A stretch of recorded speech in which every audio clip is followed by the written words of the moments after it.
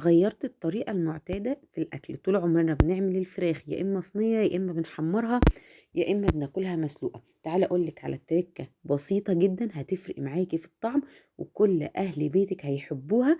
يالّا بينا نطلّع الفراخ من الشوربة، وقبل ما نبتدي نصلّي على الرسول، وما تنسيش تعملي لايك وشير وتقولي لي رأيِك في كل وصفاتي وبتعجبِك والّا لأ. وكمان عايزاكِ تصلّي على الحبيب في الكومنتات. أنا جِبت شوية صلصة، عندِك صلصة معلبة تمام، عندِك شوية صلصة مسبِّكة بيها الأكل تمام، عليها معلقة ملح، معلقة كزبرة، عصرة ليمون. الليمون هيدّيها مزازة خطيرة، اوعى وشّك. وهتنزلي بالتتبيلة دي كلّها على الفراخ، ادعكيها، تقدري تسيبيها فيها شوية سيبيها، تقدري كمان تعملي نفس التتبيلة دي مع الفراخ النيّة، بس طبعًا لازم تنقعيها قبلها بيوم وتشقّقيها كده أو تفتحيها من النُص.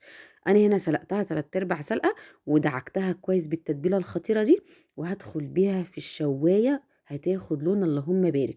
جنبها هاعمل شوية لسان عصفور، بما إني عندي شوية محشي صغيرين كده، ورقتين على ورقة رز اللي بيتبقى من المحشي، هاعمل معاها نُص كيلو لسان عصفور، ونزلت عليه بالشوربة المرقة اللي سلقت بيها الفراخ، واللهم بارك. كان أكل حلو وجميل.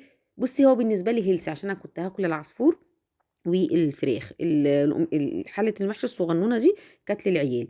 أكل healthy جدًا، هتأكلي البيت كله ببواقي الأكل. وكل اللي غرمتيه العصفور دول ورقتين على ورقتين، عملت حلة الكرنب اللي أنتِ شايفاها دي، اللهم بارك. حلوة واقتصادية، وهتغيّري في الطعم، والفراخ كل عيالِك هيحبوها ويسألوكِ عليها: يا ماما عاملاها لنا إزاي؟ معلقة صلصة والليمونة، ملح وكزبرة، ودوقي أحلى فراخ ممكن تعمليها. شايفة؟ لو عندِك دبس الرمان أو الصويا صوص هتدّيها لون أقوى وأحسن من ده.